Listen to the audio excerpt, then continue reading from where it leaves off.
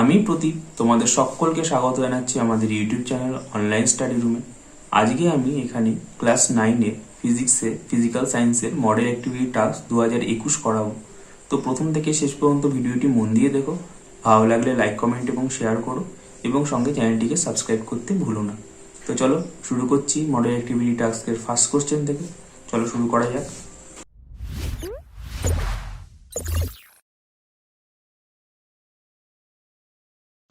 চলো তাহলে শুরু করা যাক মডেল অ্যাক্টিভিটি টাস্কের ফার্স্ট কোশ্চেনে দেখো সঠিক উত্তর নির্বাচন করতে বলেছে। তো কোশ্চেনটা কি, নিচের যেটি পরিমাপযোগ্য ভৌত রাশি নয় সেটি হলো, তো আমাকে পরিমাপযোগ্য ভৌত রাশি তিনটের মধ্যে কোনটা না, চারটের মধ্যে কোনটা না সেটা আমাকে জিজ্ঞেস করেছে। তো ভৌত রাশি কি সেটা আমরা জেনে নিই। পরিমাপযোগ্য যে কোনো রাশিকেই ভৌত রাশি বলে, মানে যেটা যেটা আমরা পরিমাপ করতে পারছি সেটাই আমরা ভৌত রাশি। এবার এখানে কোনটা কোনটা আমরা পরিমাপ করতে পারছি, দেখো ন্যাপথলিনের বলের ভর, হ্যাঁ বলের ভর আমরা মাপতে পারবো। তারপর কি আছে, ন্যাপথলিনের বলের ভরবেগ, ভরবেগও মাপতে পারবো। তুমি যদি একটা ন্যাপথলিন ধরে ছুঁড়ে মারো কোথাও, তাহলে সেটা ভর আর বেগের সমন্বয়ে ভরবেগ সৃষ্টি হচ্ছে, তাহলে সেটাও আমরা মাপতে পারি। আরেকটা কি দিয়েছে, ন্যাপথলিনের বলের গন্ধ। আর একটা কি দিয়েছে, ন্যাপথলিনের বলের পৃষ্ঠতলের ক্ষেত্রফল। তো পৃষ্ঠতলের ক্ষেত্রফল যেহেতু এটা গোল আকারের বস্তু বা যে কোনো একটা বস্তুর আমরা পৃষ্ঠতলের ক্ষেত্রফল তো মাপতেই পারি। কোনটা পারবো না, একমাত্র আমরা গন্ধটা পরিমাপ কোনোভাবে করতে পারবো না। তো এখানে কোনটা পরিমাপযোগ্য ভৌত রাশি নয়, সেটা হচ্ছে ন্যাপথলিনের বলের গন্ধ পরিমাপযোগ্য ভৌত রাশি নয়। এবার চলে যাওয়া যাক সেকেন্ড কোশ্চেনে কি বলেছে, আইসোবারের ক্ষেত্রে নিচের যে কথাটি ঠিক তা হলো এদের ভর সমান, প্রোটন সংখ্যা সমান, নিউট্রন সংখ্যা সমান, না ভর সংখ্যা সমান। তো দেখো আগে আমরা আইসোটোপ, আইসোবার আর আইসোটোন সম্বন্ধে একটু জেনে নিই। আইসোটোপ কারা, যাদের পারমাণবিক সংখ্যা সেম কিন্তু নিউক্লিয়াসে ভিন্ন সংখ্যক নিউট্রন থাকায় ভর সংখ্যা আলাদা। যেমন হাইড্রোজেনের 3টে পরমাণু রয়েছে আলাদা আলাদা, প্রোটিয়াম, ডিউটেরিয়াম, ট্রাইটেরিয়াম। ঠিক আছে, এর প্রত্যেকটার ক্ষেত্রে দেখো পরমাণুর ক্রমাঙ্ক সেম, কিন্তু এটার ভিতরে একটা এক্সট্রা নিউট্রন আছে, এটার ভিতরে কোনো নিউট্রন নেই। এটার ভিতরে 0 নিউট্রন আছে, এটার ভিতরে একটা নিউট্রন আছে, এটার ভিতরে 2টো নিউট্রন আছে। তো কি হচ্ছে, প্রত্যেকটার ক্ষেত্রে ভর সংখ্যা আলাদা হয়ে যাচ্ছে, কারণ ভর সংখ্যা সমান সমান প্রোটন প্লাস নিউট্রন। আইসোবার কাদের বলছি আমরা, আলাদা আলাদা পারমাণবিক সংখ্যা কিন্তু একই ভর সংখ্যা বিশিষ্ট আলাদা মৌলের পরমাণু। মানে এরা দুটো আলাদা আলাদা মৌলের পরমাণু, যাদের পরমাণু ক্রমাঙ্ক আলাদা কিন্তু কোনোভাবে ভর সংখ্যা এদের সেম হয়ে গেছে। আর কি আছে, আর রয়েছে হচ্ছে আইসোটোন। আইসোটোন কাকে বলে, ভিন্ন প্রোটন সংখ্যা কিন্তু সমান নিউট্রন সংখ্যা বিশিষ্ট আলাদা মৌলের পরমাণু। তাহলে এদের কি হলো, এদের প্রোটন সংখ্যা ভিন্ন কিন্তু নিউট্রন সংখ্যা সমান, কিন্তু এরা আবার কি, এরা হচ্ছে আলাদা মৌলের পরমাণু। যেমন এইখানে দেখো একটা পরমাণু রয়েছে, এই সরি এটা দেখো একটা পরমাণু, এটা একটা পরমাণু, দুটোর ক্ষেত্রে প্রোটন সংখ্যা কি আলাদা কিন্তু নিউট্রন সংখ্যা দেখো সেম। তো এই দুটো সেই জন্য কি হয়েছে, এই দুটো হয়ে যাচ্ছে হচ্ছে আইসোটোন। তো এবার আমাদের কি বলেছে, আইসোবারের ক্ষেত্রে কোনটা প্রযোজ্য, দেখো ভর সমান, না ভর তো সমান না। প্রোটন সংখ্যা সমান, না প্রোটন সংখ্যাও সমান না। নিউট্রন সংখ্যা সমান, না নিউট্রন সংখ্যা সমান না। কি সমান এদের, এদের ভর সংখ্যা সমান। ঠিক আছে, তো আমার ঘ হচ্ছে আমার রাইট অ্যান্সার। এবার চলো যাওয়া যাক হচ্ছে ভরবেগে, থার্ড কোশ্চেনে সরি। তো থার্ড কোশ্চেনে দেখো কি বলেছে, বলেছে হচ্ছে ভরবেগের মাত্রিয় সংকেত হলো। তো আমাকে এখানে ভরবেগের মাত্রিয় সংকেত জিজ্ঞেস করেছে। এখানে 4টে অপশন রয়েছে। আচ্ছা তার আগে আমরা জেনে নিই যে ভরবেগ কাকে বলে। গতিশীল বস্তুর ভর ও বেগের জন্য বস্তুর মধ্যে যে নতুন গতীয় ধর্মের প্রকাশ পায় তাকে আমরা ভরবেগ বলি। তাহলে ভর আর বেগের সমন্বয়ে আমাদের তৈরি হচ্ছে ভরবেগ। মানে ভরবেগ সমান সমান ভর গুণ বেগ। আচ্ছা, এবার এই ভরবেগটাকে যদি আমি মাত্রিয় সংকেতে নিয়ে যেতে চাই, তাহলে চলো এই ভর গুণ বেগটাকে আমরা মাত্রিয় সংকেতে নিয়ে যাই। তাহলে ভরটা তো ভরই থাকলো, গুণ বেগ মানে কি, বেগ মানে হচ্ছে সরণ বাই সময়। আচ্ছা, এবার ভরের মাত্রা কি, ভরকে আমরা এম দিয়ে রিপ্রেজেন্ট করি, সরণকে আমরা কি দিয়ে করি, এল দিয়ে রিপ্রেজেন্ট করি, সময়কে আমরা কি দিয়ে রিপ্রেজেন্ট করি, সময়কে আমরা টি দিয়ে রিপ্রেজেন্ট করি। তাহলে এটা আমার কি দাঁড়ালো, যদি আমি এখানে মাত্রিয় সংকেতে প্রকাশ করতে চাই, ভরটা তো এমই থাকবে, গুণ সরণ কি এল, সময় কি টি। যদি এবার টিটা উপরে চলে যায় তখন কি হয়ে যাবে, এম গুণ এল গুণ টি ইনভার্স, পাওয়ার নিচে এক ছিল উপরে উঠে গিয়ে -1 হয়ে গেল, সমান সমান কি দাঁড়ালো, M L T to the পাওয়ার -1। এটা হচ্ছে থার্ড কোশ্চেন। চলো এবার যাওয়া যাক আমাদের নেক্সট 2 নম্বর কোশ্চেনের দিকে। তো 2 নম্বর কোশ্চেনে দেখো আমি লিখে রেখেছি আগের থেকে কিছু। এখানে কি বলেছে, নিচের বাক্যগুলি সত্য অথবা মিথ্যা তা নিরূপণ করতে বলেছে। আমাকে দেখাতে হবে বাক্যগুলো সত্য না মিথ্যা। তো কি বলেছে, আপেক্ষিক ঘনত্ব একটি এককহীন রাশি, এটা আমাকে সত্য না মিথ্যা প্রমাণ করতে বলেছে। তো দেখো এককহীন রাশি কাদরা হয়, যেসব ভৌত রাশিতে দুটি রাশির অনুপাতের সাহায্যে প্রকাশ করা হয় তাদের কোনো একক থাকে না।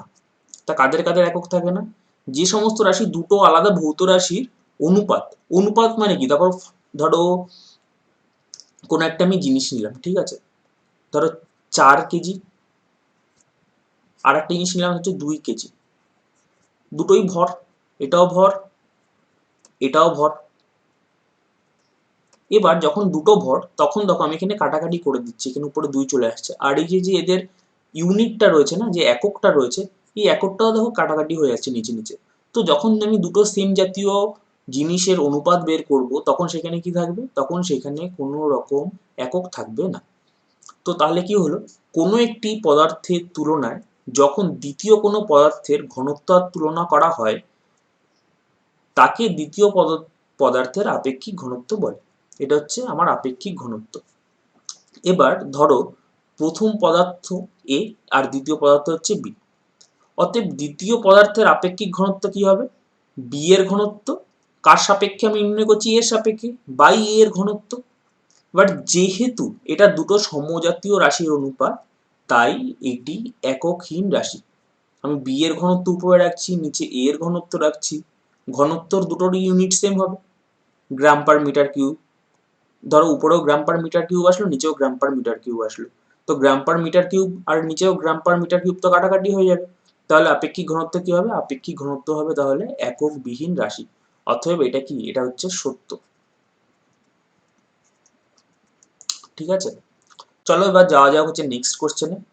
নেক্সট কোশ্চেন দেখানোর জন্য আমি আগের থেকে একটু এঁকে রেখেছি। কি বলেছে, একটা বস্তু 8 সেন্টিমিটার বৃত্তাকার পথের অর্ধেক অতিক্রম করলে তার সরণ হবে 8 সেন্টিমিটার। তাহলে এই দেখো একটা বৃত্ত রয়েছে, এই বৃত্তর এইখান থেকে এই পর্যন্ত হচ্ছে অর্ধেক, ঠিক আছে। তো এই যে লোকটা, এটা ছোট মতো আমি লোক এঁকেছি, এই লোকটা এই রাস্তা দিয়ে গিয়ে গিয়ে গিয়ে গিয়ে এখানে গিয়ে পৌঁছালো, তাহলে এই অর্ধেক দূরত্ব অতিক্রম করলো, ঠিক আছে। তাহলে এবার এর সরণ কত হবে আমি দেখি। তাহলে এই লোকটা যখন যাচ্ছে তাহলে অর্ধ বৃত্তাকার পথে হেঁটে, বৃত্তাকার পথে হেঁটে অতিক্রান্ত দূরত্ব কতটা আমি দেখি একবার, ক্রান্ত দূরত্ব সমান সমান, দেখো এইটা যখন হাঁটছে কি ধরে হাঁটছো, পরিধি বরাবর হাঁটছে, আর কতটা হাঁটছে, পরিধির অর্ধেক হাঁটছে, তাহলে একটা বৃত্তের পরিধি কত হয়, 2πr হয়, আর তার অর্ধেক হাঁটছে যখন, তাহলে আমি 2 দিয়ে ভাগ করে দেবো যেহেতু অর্ধেক, তাহলে কত হয়, তাহলে হয় হচ্ছে πr সেন্টিমিটার। এটা কি, এটা হচ্ছে ওর অতিক্রান্ত দূরত্ব। আর সরণ কি, প্রথম অবস্থান আর দ্বিতীয় অবস্থান এদের মাঝখানে সরলরৈখিক দূরত্বকে আমরা কি বলছি, আমরা সরণ বলছি। তাহলে এই ক্ষেত্রে সরণ কত হচ্ছে, এটা ধরো এটা হচ্ছে ব্যাসার্ধ 8 সেন্টিমিটার, তাহলে এটা এখান থেকে এই পর্যন্ত এটা কি হয়, ব্যাস, ব্যাস কত হয় আর, যেহেতু এটা ব্যাসার্ধ, এইটুকু এখান থেকে এইটুকু তো ব্যাসার্ধ, তাহলে এখান থেকে এইটুকু ব্যাসার্ধ, এটাও আর, তাহলে এ কতটা হাঁটলো, পুরো ব্যাস বরাবর হাঁটলো, তাহলে ব্যাসের সমষ্টি কত হবে, তাহলে এর সরণ হবে, সরণ সমান সমান আর প্লাস আর সমান সমান 2r, এটা হবে এর সরণ। এখানে কি দিয়েছে, এখানে দিয়েছে সরণ হবে 8 সেন্টিমিটার, যেটা কি, সেটা হচ্ছে মিথ্যা, এটা মিথ্যা। ঠিক আছে, এবার চলো যাওয়া যাক নেক্সট কোশ্চেন। দেখো নেক্সট কোশ্চেনে কি বলেছে, 12C স্কেলে ক্লোরিনের পারমাণবিক গুরুত্ব 35.453 হলে একটি ক্লোরিন পরমাণুর ভর 35.453 ইউ। এটা আমাকে প্রমাণ করতে বলেছে। আচ্ছা, এবার পারমাণবিক গুরুত্ব কিরকম ভাবে বের করতে হয় সেটা আমরা আগে একটু দেখে নিই, তারপর এটার আমরা সত্য কিংবা মিথ্যা সেটা আমরা যাচাই করে নেব। দেখো 12C স্কেলে আমরা কিভাবে পরিমাপ করি। কার্বনের একটা 12C এর একটি পরমাণুর ভরকে আমরা 12 ধরে নিই এবং তার 1/12 অংশের তুলনায় যে মৌলটা আমরা মাপছি সেই মৌলের পরমাণু যত গুণ ভারী সেই তুলনামূলক সংখ্যাকে আমরা মৌলের পারমাণবিক গুরুত্ব বা পারমাণবিক ভর বলছি। মানে এক কথায় পারমাণবিক গুরুত্ব কত দাঁড়াচ্ছে, মৌলের একটি পরমাণুর ভর বাই একটি 12C পরমাণুর ভরের 1/12 অংশ। ওকে, এবার আমি ধরো এই যে ক্লোরিন পরমাণুর ভর যেটা দিয়েছে সেটা আমি ধরো এক্স ধরে নিলাম, ঠিক আছে। ক্লোরিন Cl পরমাণুর ভর সমান সমান এক্স, ঠিক আছে। এবার এক্সটা যদি আমি এই সমীকরণের মধ্যে স্থাপন করার ফলে এই এক্স এর ভ্যালু যদি এই 35.453 ইউ বেরিয়ে যায় তাহলে বুঝতে পারবো এই জিনিসটা ঠিক। তাহলে এটা আমি কিভাবে বের করবো, দেখো এখানে পারমাণবিক গুরুত্ব দেওয়া রয়েছে, এই উপরের যে সূত্রটা আমি লিখে রেখেছি সেখানে পারমাণবিক গুরুত্ব দেওয়া রয়েছে, আর উপরে আমার কোশ্চেনও পারমাণবিক গুরুত্ব দেওয়া রয়েছে। উপরে কত দেওয়া রয়েছে দেখো, 35.453 ইজ ইকাল টু কত দাঁড়াচ্ছে, মৌলের একটি পরমাণুর ভর আমি কি ধরে নিয়েছি, একটি পরমাণুর ভর আমি ধরে নিয়েছি হচ্ছে এক্স, তাহলে কি হচ্ছে এক্স বাই একটি 12C পরমাণুর ভরকে আমি কত নিচ্ছি, 12 একক ধরে নিচ্ছি, ঠিক আছে। দেখো 12 একক ধরে নিচ্ছি, তাহলে 12 গুণ তার 1/12 অংশের সঙ্গে 12। এবার এটা দেখো 12 12 কাটাকাটি হয়ে যাচ্ছে, নিচে কত থাকছে, 1 থাকছে। তাহলে অতএব এক্স এর ভ্যালু কত বেরোচ্ছে, এক্স এর ভ্যালু বেরোচ্ছে 35.453 ইউ, ঠিক আছে। তাহলে এটা কি বেরোলো, আমার সত্য বেরোলো। আশা করি তোমরা বুঝেছো। এবার চলো যাওয়া যাক হচ্ছে আমাদের নেক্সট কোশ্চেন। নেক্সট কোশ্চেন কি বলেছে, বলেছে এসটিপিতে হাইড্রোজেন গ্যাসের ঘনত্ব আমাদের দিয়ে দিয়েছে, সেটাকে আমরা এসআই এককে ঘনত্বের মান নির্ণয় করতে বলেছে। আচ্ছা, ঘনত্বের দুটো একক আছে, একটা হচ্ছে সিজিএস একক হয়, একটা হচ্ছে এসআই একক হয়। সিজিএস এককে ঘনত্বের এককটা কি, সেটা হচ্ছে গ্রাম পার সেন্টিমিটার কিউব। আর এসআই এককে ঘনত্বের একক কি, এসআই এককে ঘনত্বের একক হচ্ছে কেজি পার মিটার কিউব। আর আমাকে এখানে কি দিয়েছে, আমাকে এখানে দিয়েছে হচ্ছে এই 0.0898 গ্রাম পার লিটার থেকে কেজি পার মিটার কিউব।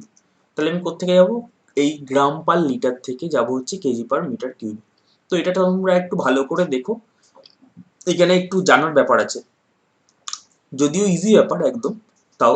তো দেখো আমি এখানে শুরু করলাম, তাহলে এখানে কি আছে 0.0898 কি আছে গ্রাম পার লিটার। এটাকে আমরা এরকম ভাবে লিখতে পারি 0.0898 বাই একের পিছনে কত শূন্য, 4টে শূন্য, পয়েন্টটা উঠিয়ে দিলাম, গ্রাম, আর এটা নিচেরটা কি, এটা লিটার। তাহলে আমার এখানে কি দাঁড়ালো, আমার এখানে দাঁড়ালো হচ্ছে 898 গ্রাম বাই একের পিছনে 4টে শূন্য লিটার। এবার দেখো আমাকে এখানে এই 898 গ্রামকে কেজিতে প্রকাশ করতে হবে, আর এই যে 10,000 লিটারটা রয়েছে এই 10,000 লিটারটাকে আমাকে মিটার কিউবে স্থাপন করতে হবে। তাহলে কি হবে, তাহলে আমার প্রবলেম সলভ হয়ে যাবে। এবার দেখো 1000 গ্রাম সমান সমান 1 কেজি। আমি এখন কিসে নেবো, আমাকে দেখো এখান থেকে তো গ্রাম, এই যে গ্রামটা রয়েছে এটাকে আমার কিসে নিয়ে যেতে হবে, কেজিতে নিয়ে যেতে হবে। তাহলে দেখো 1000 গ্রামে হয় 1 কেজি, তাহলে 1 গ্রামে হয় কত কেজি, 1/1000 কেজি। যদি সেটাই হয় তাহলে 898 গ্রাম কত, 898 গ্রাম সমান সমান কি দাঁড়ায়, 1/1000 ইন্টু 898 কেজি সমান সমান কি আসলো, 898 বাই 1000 কেজি। এটা আসলে হচ্ছে আমার গ্রাম থেকে কেজিতে যাওয়ার পরে। এবার কি করতে হবে আমাকে, এবার আমাকে এই যে লিটারটা আছে এই লিটারটাকে আমার মিটার কিউবে ট্রান্সফার করতে হবে। তো তাহলে করা যাক সেটা। তো এখানে কি করতে হবে আমাকে, আমাকে এই 10,000 লিটারটাকে কিসে নিয়ে যেতে হবে, মিটার কিউবে নিয়ে যেতে হবে। আচ্ছা, 1 লিটার সমান সমান 1000 সেন্টিমিটার কিউব, এটা সবসময় মনে রাখবে, ঠিক আছে? তাহলে 1 লিটার সমান সমান 1000 সেন্টিমিটার কিউব। এবার আমাকে কিসে নিয়ে যেতে হবে, আমাকে এটা নিয়ে যেতে হচ্ছে মিটার কিউবে। তাহলে 1 মিটার সমান সমান 100 সেন্টিমিটার,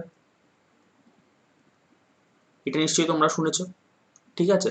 তাহলে 100 সেন্টিমিটার যদি 1 মিটার হয়, তাহলে 1 সেন্টিমিটার সমান সমান কত মিটার, 1/100 মিটার।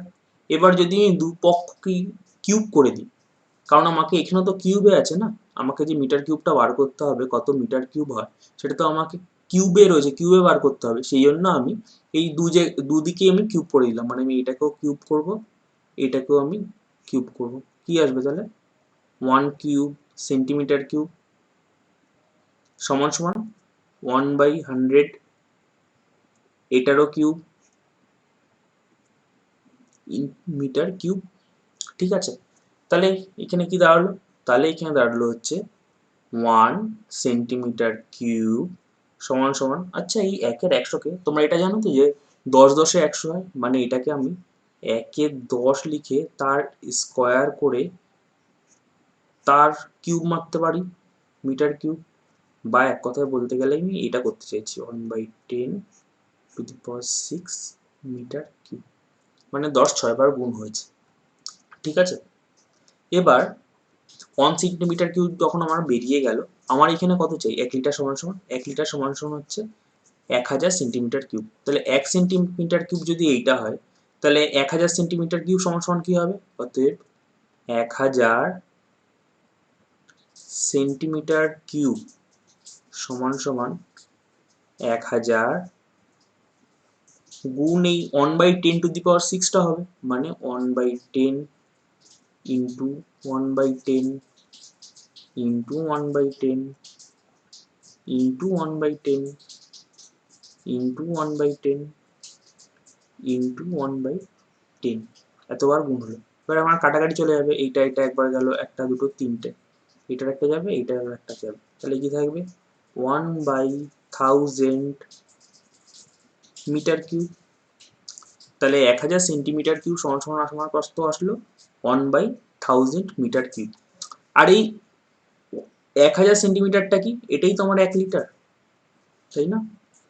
আমাকে এখানে কত লিটার বার করতে হবে, আমাকে এখানে বের করতে হবে হচ্ছে 10,000 লিটার।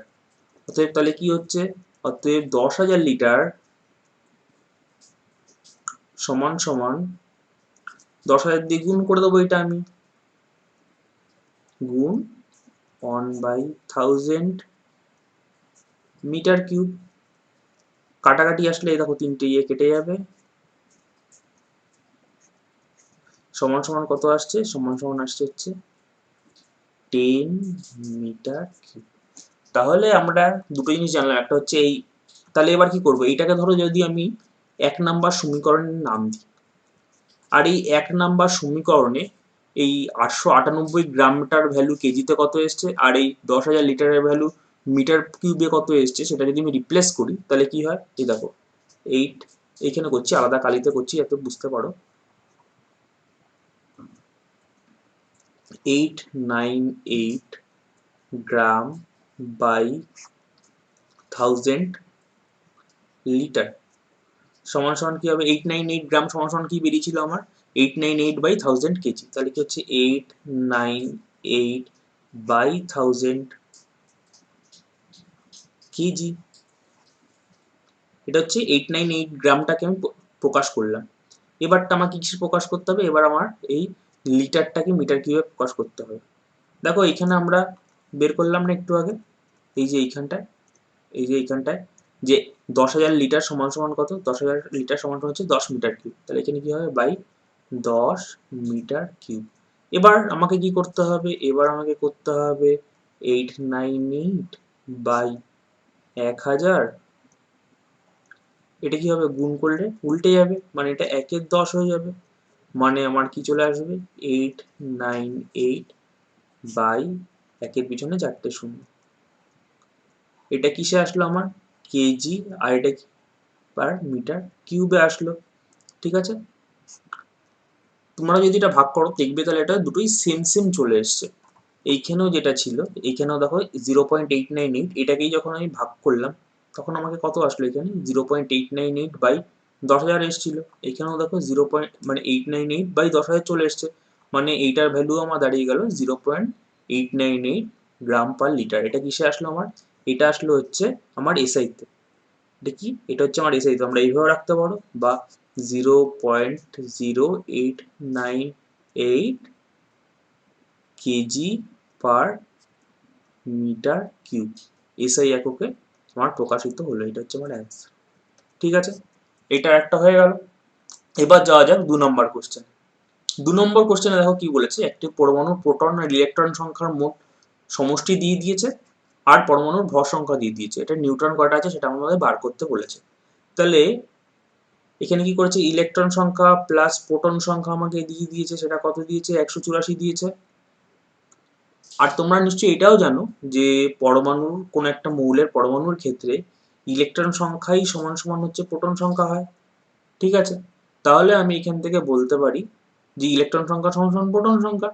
অতএব এই যে সমীকরণটা রয়েছে না, এখানে যদি আমি পি এর জায়গায় ই দিয়ে রিপ্লেস করে নিই তাহলে হচ্ছে ই প্লাস দুটো ইলেকট্রন ধরে নিলাম সমান সমান 184। অতএব 2e সমান সমান 184। অতএব ইলেকট্রন সংখ্যা কত, 184 বাই 2 সমান সমান 92। তাহলে এখানে 92টা ইলেকট্রন সংখ্যা আছে। আর এই যে যে ইলেকট্রন সংখ্যা যত থাকে না, আমাদের প্রোটন সংখ্যা ততই থাকে।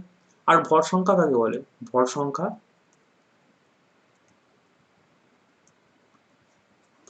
সমান সমান হচ্ছে প্রোটন প্লাস নিউট্রন, এই দুটোকে আমরা যোগ করে আমরা কি বলি, এটাকে আমরা ভর সংখ্যা বলি। তাহলে ইলেকট্রন সংখ্যা 92, অতএব প্রোটন সংখ্যা এখানে 92, দুটোই তো সেম একই, ইলেকট্রন সংখ্যা আর প্রোটন সংখ্যা তো সমান সমান পাচ্ছি। তাহলে আমার এখানে ভর সংখ্যা দিয়ে দিয়েছে, কত দিয়েছে 235। 235 সমান সমান প্রোটন সংখ্যা হচ্ছে 92 প্লাস নিউট্রন সংখ্যা। তাহলে এখানে নিউট্রন সংখ্যা কত দাঁড়াচ্ছে, অতএব নিউট্রন সমান সমান 235 মাইনাস 92। 5-এর থেকে 2 গেল 3 থাকে, 9 থাকলে কত হলে 4 হবে, 13 হবে, 4 হলে হাতে থাকলো 1, 1 আছে কত হলে 2 হবে, 1 হলে। তাহলে নিউট্রন সংখ্যা কত আমার 143টা আমার নিউট্রন আছে। এটা হচ্ছে আমার অ্যান্সার। ঠিক আছে, চলো যাওয়া যাক তাহলে এবার লাস্ট কোশ্চেনে। লাস্ট কোশ্চেনে আমার কি দিয়েছে দেখো, একটি ট্রেন 60 কিলোমিটার পার আওয়ার দ্রুতিতে চলছিল। দ্রুতি মানে কি, দ্রুতি মানে হচ্ছে স্পিড। ঠিক আছে, ব্রেক কষার ফলে 1 মিটার পার সেকেন্ড স্কোয়ার মন্দন সৃষ্টি হলো। ট্রেনটি থামতে কত সময় লাগবে নির্ণয় করো। আচ্ছা দেখো, এখানে আমি আগে থেকে কিছু জিনিস লিখে রেখেছি, তো আস্তে আস্তে সলভ করি। এখানে আমি এখন সবুজ কালিতে যেটা লিখবো তোমরা খাতায় শুধু সেটুকুই লিখবে, এটা তোমাদের বোঝানোর জন্য আমি রেখেছি, এগুলো তোমার লেখার দরকার নেই এই অঙ্কটার ক্ষেত্রে। তো দেখো আমাকে এখানে কি হচ্ছে, একটা ট্রেন আছে সেটা 60 কিলোমিটার পার আওয়ার গতিতে চলছিল। এবার সে কি করেছে, সে ব্রেক মেরেছে, ব্রেক মারার ফলে ট্রেনটা কিছুক্ষণ পরে গিয়ে থেমেছে। তো এইখানে একটা ফার্স্টে অঙ্কটা দেখতে গিয়ে দেখবে এইখানে ট্রেনের দ্রুতিটা কি দিয়েছে, আমার কিলোমিটার পার আওয়ারে দিয়েছে। আর এখানে ব্রেক কষার ফলে মন্দনটা আমার কিসে দিয়েছে, মিটার পার সেকেন্ড স্কোয়ারে দিয়েছে। তাহলে একটা অঙ্কতে আমি আলাদা আলাদা দুটো ইউনিট রেখে হিসাব করতে পারবো না, আমাকে সব কিছু ইউনিটকে সেম আনতে হবে। তাহলে 60 কিলোমিটার পার আওয়ারটাকে আমি যদি মিটার পার সেকেন্ডে আনতে চাই, 60 কিলোমিটার পার আওয়ারকে মিটার পার সেকেন্ডে আনবো। এটা দুভাবে করতে পারো, একটা যে শর্টকাট, তুমি এটা 5-18 দিয়ে গুণ করে দিতে পারো। এবার ভাববে 5-18 কি করে আসলো, তো কিছুই না, এই 60টাকেই, যদি 60 কিলোমিটার আছে তো 1 কিলোমিটার মানে কত 1000 মিটার, উপরে 1000 নিয়ে চলে গেলাম, আর নিচে কত আওয়ার মানে হচ্ছে 1 ঘন্টায় কত সেকেন্ড হয় 3600 সেকেন্ড, 3600। এটাই কাটাকাটি করে চলে আসবে হচ্ছে 5-18। ঠিক আছে, তো কাটলাম কাটলাম কাটলাম কাটলাম, 6 দিয়ে আসলে উপরে হচ্ছে 10, 6 দিয়ে আসলে হচ্ছে 6, 2 দিয়ে আসলে হচ্ছে 3, 2 দিয়ে আসলে হচ্ছে 5, তাহলে উপরে কত থাকবে 50/3 মিটার পার সেকেন্ড। এবার দেখো কোশ্চেনটায় কি বলেছে, কোশ্চেনটায় বলেছে হচ্ছে ব্রেক কষার ফলে 1 মিটার পার সেকেন্ড স্কোয়ার মন্দনের সৃষ্টি হলো, এবার ট্রেনটি থামতে কতক্ষণ সময় লাগবে সেটা আমার কাছে চেয়েছে। তো এটার জন্য আমরা তিনটে আমরা গতিসূত্র ইউজ করি। কি, v equal to you plus at, s equal to ut plus half f t square, আরটা কি v square equal to u square plus 2as। এবার এই ক্ষেত্রে আমরা কোন সূত্রটা ইউজ করব? দেখো এখানে আমাকে কি চেয়েছে, এখানে আমাকে মন্দন দিয়েছে, দ্রুতি দিয়েছে, আর আমাকে চেয়েছে হচ্ছে সময়। তাহলে আর ট্রেনটি থামতে কত সময় লাগবে? যখন ট্রেনটা থামছে তখন আমি এটার অন্তিম বেগও জানি। প্রাথমিক বেগ তো ছিল, ধর প্রাথমিক বেগ সমান কত ছিল, 50/3 মিটার পার সেকেন্ড।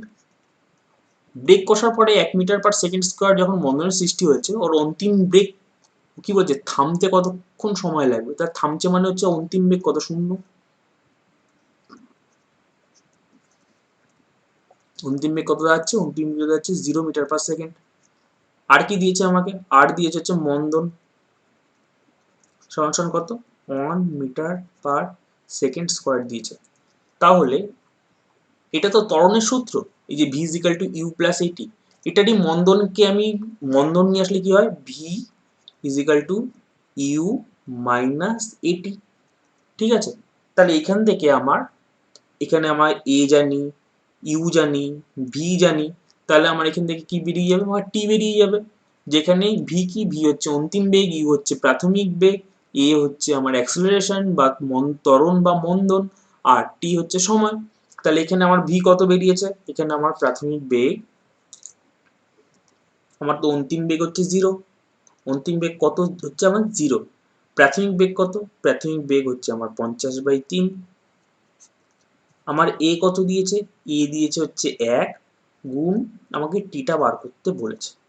তাহলে এটা যদি আমি হিসাব করি তাহলে কত দাঁড়ায়, তাহলে আমার এখানে দাঁড়ায় সমান সমান, তাহলে আমি টিটা এই পাশে নিয়ে চলে যেতে পারি, টিটা আমি এই পাশে নিয়ে চলে গেলাম, 1 এর সঙ্গে টি গুণ করলে টি থাকবে, আর এটা যেহেতু মাইনাস আছে মাইনাসটা ওই সাইডে নিয়ে চলে গেলাম, সমান সমান কত আসলো, 50/3।